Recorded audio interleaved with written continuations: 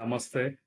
मेरा नाम डॉक्टर शेखर अशोक पवार है और मैंने डॉक्टरेट की है साइबर सिक्योरिटी टॉपिक में एसएसबीएम जिनेवा स्विट्जरलैंड से।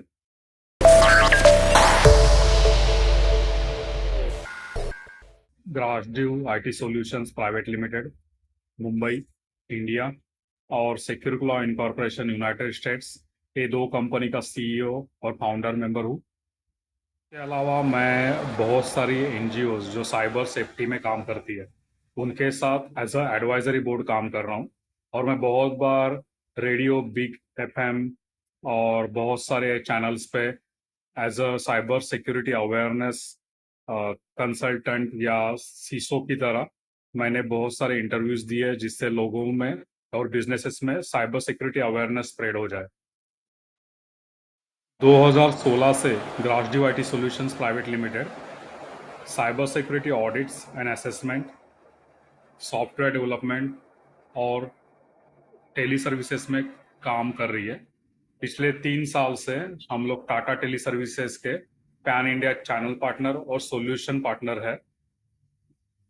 उसके अलावा security law incorporation cyber security की बहुत सारी सर्विसेज प्रदान करती है वर्ल्ड वाइड, दुनिया में बहुत सारे बिजनेसेस के लिए, जिसमें वर्चुअल सीसो, वल्नरेबिलिटी असेसमेंट, पेनिट्रेशन टेस्टिंग वीएपीटी और सोर्स कोड सिक्योरिटी ऑडिट जैसे सास्ट ऐसी सर्विसेज प्रदान की जाती है।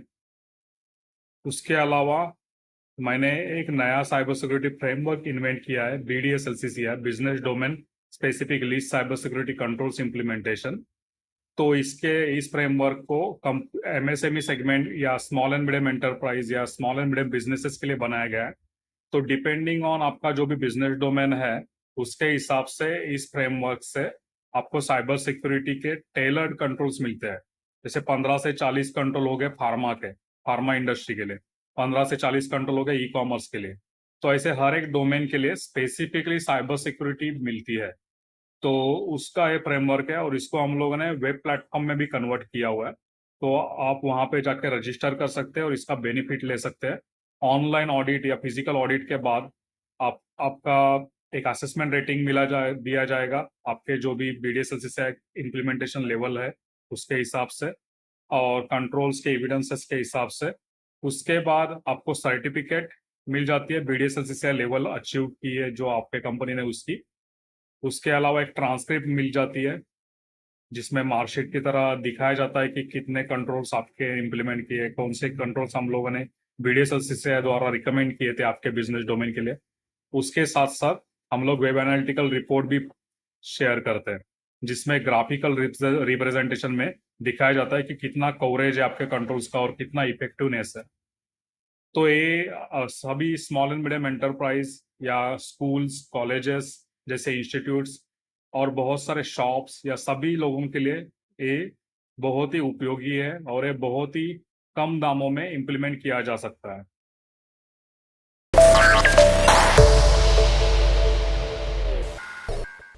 दोस्तों, क्या आपको पता है कि एमएसएमई सेगमेंट जो है micro small and medium enterprise उसका भारत देश में कितना कंट्रीब्यूशन है?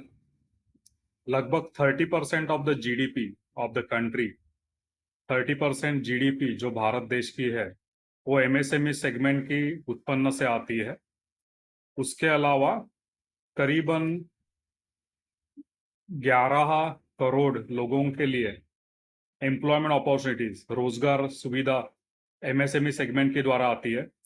हमारे भारत देश में करीबन 70 लाख से ज्यादा स्मॉल एंड मीडियम एंटरप्राइज और एमएसएमई सेगमेंट के कंपनीज है और इनका जो कंट्रीब्यूशन है देश की उन्नति के लिए वो बहुत ही ज्यादा इम्पोर्टेंट है। तो करीबन 2 साल पहले जो एनसीएससी का एक वर्ल्ड वाइड रिपोर्ट आया था उसमें बताया गया था कि दो में से एक स्मॉल एंड मीडियम एंटरप्राइज या स्मॉल एंड मीडियम बिजनेस या एमएसएमई जैसी कंपनी साइबर अटैक फेस करती है।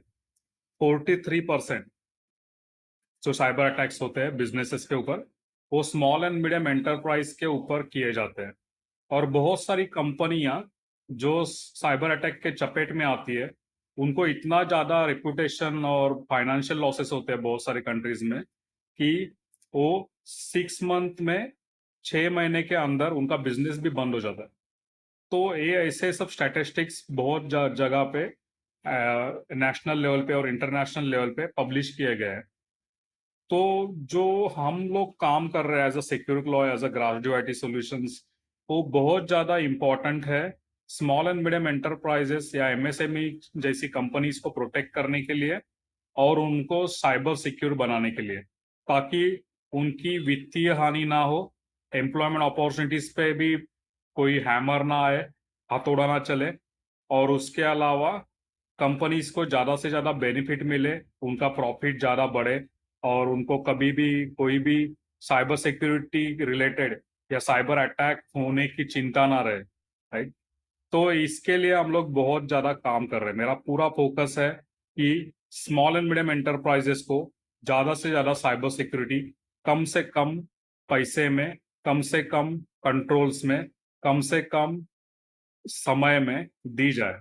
तो इसके लिए हम बहुत ज़्यादा प्रयत्नशील है। किसी के साथ मैंने शेयर किया कि मैं ऐसा एक यूट्यूब चैनल, यूट्यूब सीरीज चालू करना चाहता हूँ जहाँ पे स्मॉल एंड मीडियम एंटरप्राइज है, कोई भी बिजनेस पर्सन के लिए जो ज़्यादा से ज़्यादा उपयुक्त जानकारी दी जाए साइबर सिक्योरिटी के बारे में।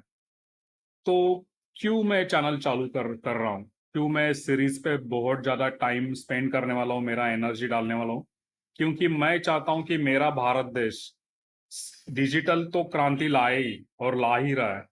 जैसे हमारे प्राइम मिनिस्टर ने भी बोला है कि डिजिटल इंडिया जो उनका विजन है उसके ऊपर हम लोग चल ही रहे हैं, लेकिन उसके साथ साइबर सिक्योरिटी होना बहुत जरूरी है, क्योंकि अभी सब फाइनेंशियल ट्रांजैक्शंस होने दीजिए, कोई भी आपके व्यवहार होने दीजिए, जैसे आप कोई प्रोडक्ट खरीदी कर रहे हो, या कोई भी कस्टमर का डेटा होने दीजिए, या आपका कोई शॉप फ्लोर होने दीजिए जहाँ पे आप मैन्युफैक्चरिंग कर रहे हो, सब कुछ कंप्यूटराइज हो रहा है।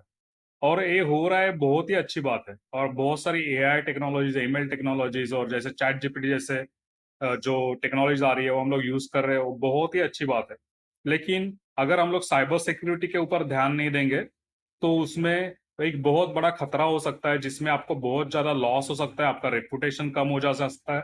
आपको कोई कंपनी अगर आप उसका बिजनेस आउटसोर्स कर रही है, अगर आपको हैकिंग फेस करनी पड़ी, अगर आपके पास से उस कंपनी का कस्टमर डेटा लीक हो गया, या कोई भी उनकी जो इंफॉर्मेशन है वो लीक हो गई, या बड़ी कंपनी को आपके वजह से हैकिंग प्रॉब्लम्स आ गई, तो वो आपको आउटसोर्स नहीं करेगी बिजनेस।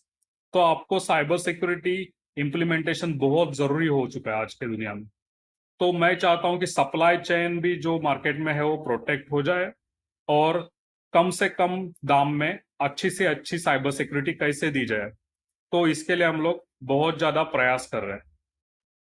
तो इस वीडियो सीरीज जो मैं चालू कर रहा हूँ 26 जनवरी 2024 का दिन लेके, शुभ दिन लेके, और जैसे भारत तो अभी बहुत ही खुश है, इस वीक में बहुत ही ज्यादा आशीष मिले हैं प्रभु राम जी के अयोध्या का जो इवेंट हो चुका है उसके वजह से। तो इस शुभ अवसर पे मैं यूट्यूब सीरीज चालू कर रहा हूँ, जिससे ज्यादा से ज्यादा बिजनेस पर्सन्स या कंपनी के मालिक या कोई शॉप के मालिक या कोई भी जो व्यक्ति है जो किसी कंपनी के लिए सर्विस प्रोवाइड कर रहा है, तो उनके लिए ये सीरीज बहुत ही इंपॉर्टेंट होगी, बहुत ही मूल्यवान होगी, क्योंकि मैं इसमें बहुत सारे साइबर सिक्योरिटी के अटैक जो हो रहे हैं दुनिया भर में और भारत देश में भी, उनके बारे में जानकारी देने वाला हूँ। उसके अलावा उनको वो अटैक्स को कैसे प्रिवेंट किया जाए, कैसे उनसे दूर रहा जाए, उसके लिए आपको क्या क्या प्रिकॉशन लेनी चाहिए, क्या क्या जानकारी आपके पास होनी चाहिए, कैसे कैसे कंट्रोल्स होने चाहिए, उसके बारे में मैं बहुत सारा डिस्कशंस करने वाला हूँ।